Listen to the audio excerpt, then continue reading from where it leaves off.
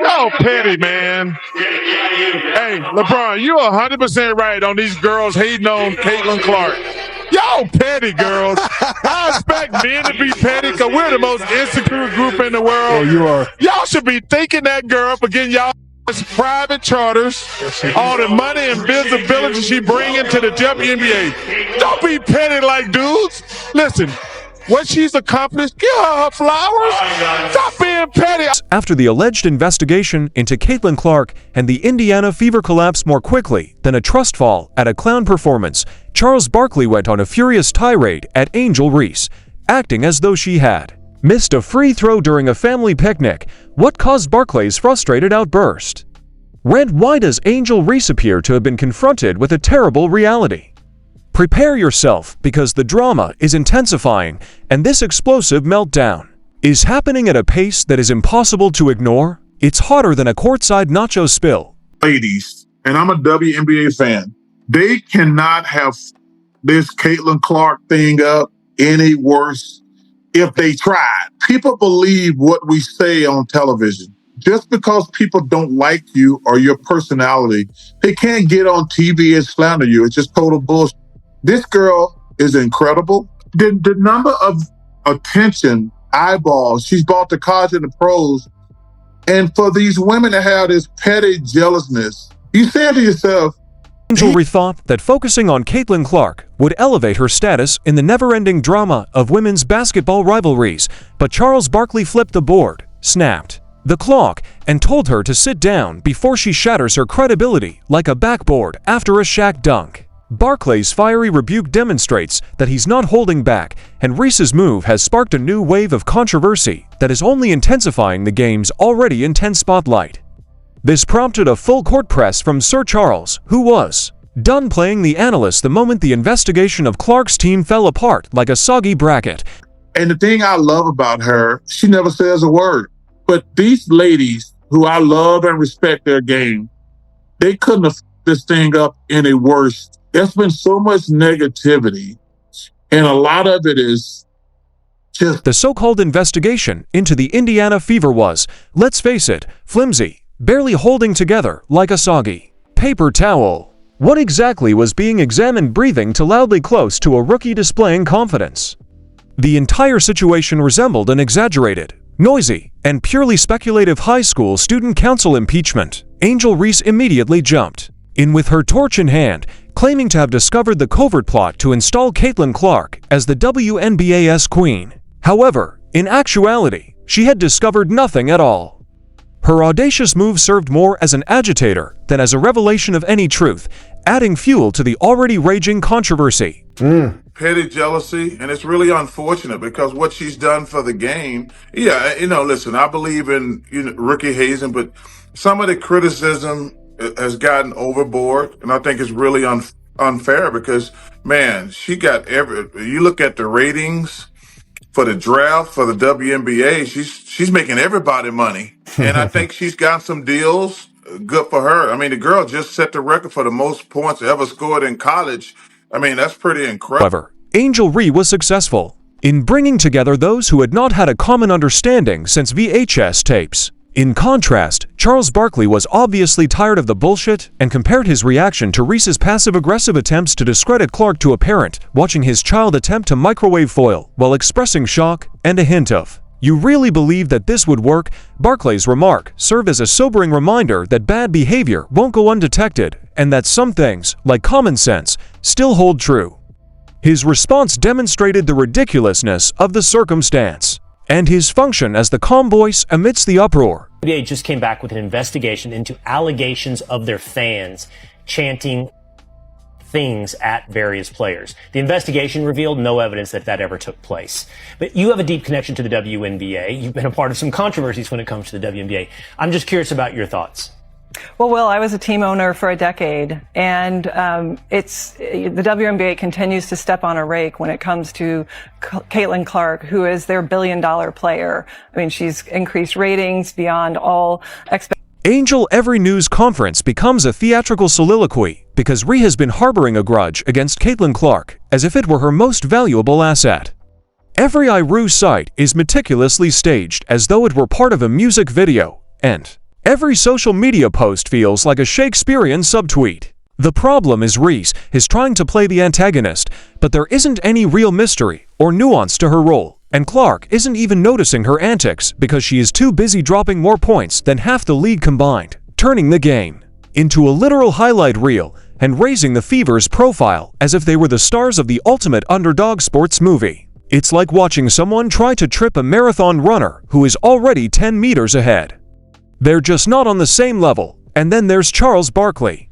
Oh, Charles, he's not buying into Reese's redemption tour or whatever she's calling it this week. To him, it's just bad sportsmanship with a TikTok filter, and he's not afraid to say so. The plot twist would be spoiled in the trailer, and her attempts to portray Clark as some sort of basketball-privileged princess would be a spy film. We love Angel Reese because she is special.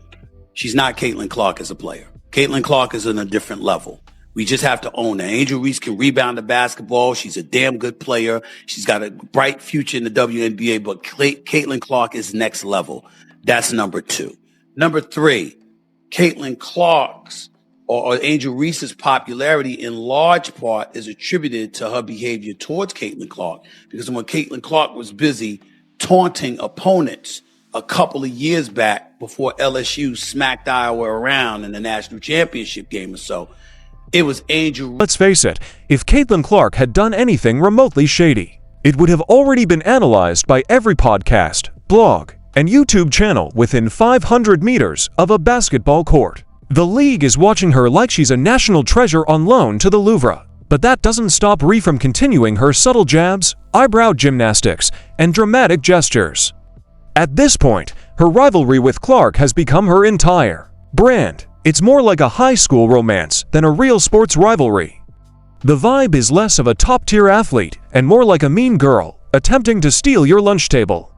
Charles Barkley isn't having any of it. He's like the substitute teacher who arrives with a permanent marker and declares, "We're not doing any of that today." Barkley loves it because in his world, the game speaks louder than gossip, and right now, Clark's performance is drowning out all the drama. Watching his reactions to Reese's antics is like witnessing a chef find out someone microwaved a steak deeply. Offended on a molecular level, he doesn't hate Angel Reese. He just wants her to grow up and maybe focus more on rebounds and less on retweets. Meanwhile, Caitlin Clark is over here going about her own business, selling out arenas, and turning the Fever into a nightly highlight rather than an occasional afterthought that silence. Fans are watching to see the true narrative, which is Clark's skill and focus. But, now to the point of they're not only going after Caitlin Clark, they're going after the fans of the team that she plays for in that investigation. And, look, fans want sports to be about sports. They want sportsmanship. They want to see the thrill of victory, the agony of defeat. And this league continues to kneecap itself when it comes to really promoting what could be a great sport and reverting back to social justice issues that were proven to be an abject failure. Let's not act like, in addition to his problems with Angel Reese, Barkley is fed up with the media circus, which consistently creates villains whenever a new celebrity appears. Caitlin Clark is a component of the solution, not the issue. Although some critics claim that her ascension has negatively impacted the WNBA by increasing ticket sales, ratings, and general interest, Barkley isn't having it. He's like an irate uncle shouting, "Y'all don't appreciate how good you've got it," during the family cookout. In all honesty, he is correct. Although the attention and excitement are positive, Barkley is adamant about keeping the story from the spotlight. Clark's influence has turned the Indiana Fever from an afterthought into a league highlight, and her debut season is already generating talk and improving the game. Prefers rivalries based on real competitiveness rather than fabricated drama or feuds on social media. Angel Reese has talent, charisma, and a devoted following, but he lacks credibility. In Barkley's opinion, she is essentially throwing up, so instead of doubling down and working harder, players like her should concentrate more on showcasing their skills on the court and less on being snarky. More difficult if Barkley were to give advice, it would likely be to simply shut up and hoop because, in the end, talent and focus are more important than social media drama. Barkley has seen many players with potential and ego come and go, but only a few leave with both intact. She is raising her voice, which he views as a losing strategy. I love this rivalry. I am here for every single second of it. Your thoughts? Well, first of all, it's not a rivalry. Not when you're losing by 35 points. That's true. It's not rivalry. Indiana Fever's on a different level than Chicago Sky. Let's get that out the way. Secondly, as much as we love Angel Reese because she is special, she's not Caitlin Clark as a player. Caitlin Clark is on a different level. We just have to own that. Angel Reese can rebound the basketball. She's a damn good player. She's got a bright future in the WNBA, but Caitlin Clark is next level. While Ree is busy stirring up many scandals that land with the impact of a balloon hitting a wall, Clark is playing the long game, focused on building her legacy. And Barkley, he's watching from the sidelines with a front row seat, but make no mistake, he's keeping score. When your credibility is dropping faster than your stats are rising, it's not just the scoreboard you need to worry about. Ree may have sparked a rivalry, but if she doesn't change her approach soon, it won't be remembered as the moment that ignited greatness. It'll be seen as the distraction that derailed it. Barkley will be the first to remind her loudly, repeatedly, and with no sugarcoating. Just when it seems like Barkley might let it slide, he grabs the mic like it owed him money and tears into the tired narrative that Reese and Clark are somehow equals sitting at the same table. According to him, that table doesn't even have two chairs. It's not a rivalry, it's a one-woman show starring Caitlin Clark, while Ree is somewhere backstage trying to figure out how the lights work. Let's break this down like a halftime report. Reese and Clark are not on the same level, not in stats, not in impact, and not even in their current position on the court. I love the Caitlin Clark drama, one analyst said. Do you think that she is unfairly targeted, or is it the kind of thing that when you're that good, everyone's going to pay attention and deliver sharper elbows? The answer, a little bit of everything. She's been the impact of the league, the reason why they're selling out arenas, moving to bigger venues, spiking season tickets, TV rights, chartered planes, viewership, the list goes on. Caitlin Clark has transcended the whole.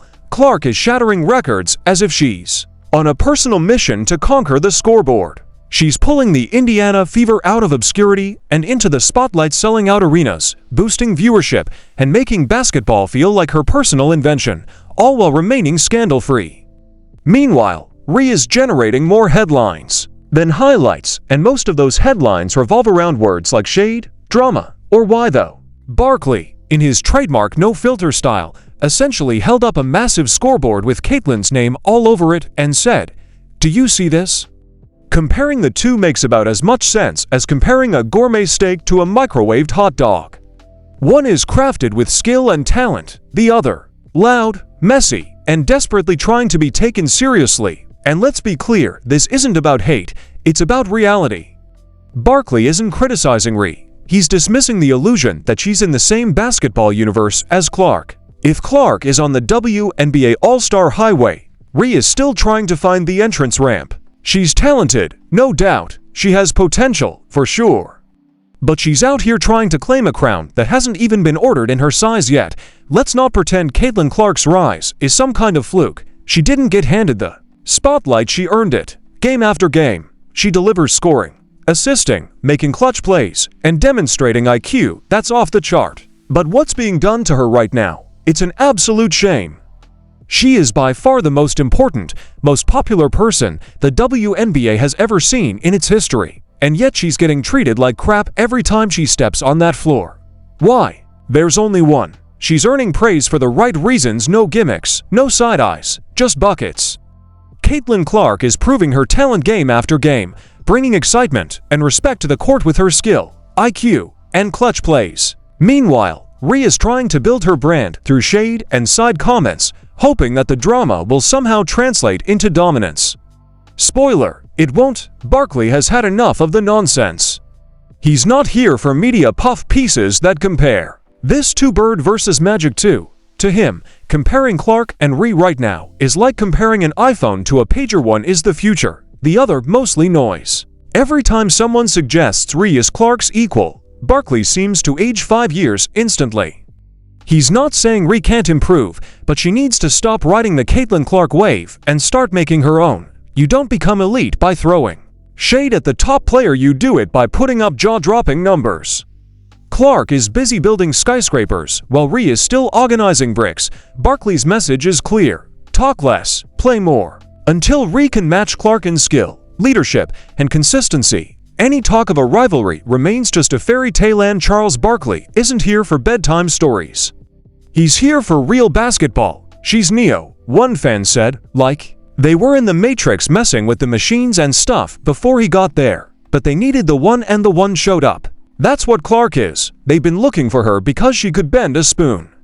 She figured it out. Just when Charles Barkley finished dismantling the notion that Angel Reese is Caitlin Clark's equal, the WNBA itself stumbles over its own feet in what can only be described as one of the most baffling acts of self-sabotage in recent sports history. If you thought Clark's biggest challenge was transitioning to the professional level, think again.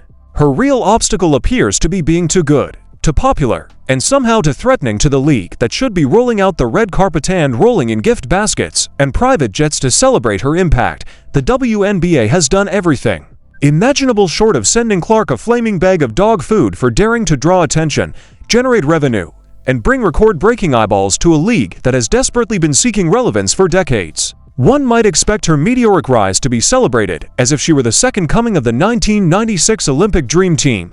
Instead, it's been more like walking into a surprise party where everyone's upset you showed up. The resentment is so palpable, it might as well have its own jersey. Veteran players are giving Clark the cold shoulder, fouling her like she owes them money, and dragging her name through every mud puddle imaginable, anything except supporting her ascent. Meanwhile, Clark just keeps showing up, scoring double digits, filling arenas, and refusing to take the bait. It's as if she entered a group project, did all the work, and now everyone else is mad because the teacher only wants to talk to her. The league's own resistance is baffling and only highlights how much the WNBA needs to embrace the new wave. Instead of fighting it, Clark isn't just competing against opponents, she's battling egos, league politics, and a strange bitterness rooted in insecurity. Yet she continues to smile, sign autographs, and give post-game interviews with grace, turning every moment into a masterclass on resilience under pressure. If you enjoyed this, make sure to like, comment, and subscribe, and don't forget to click on the next video on the screen. We'll see you there.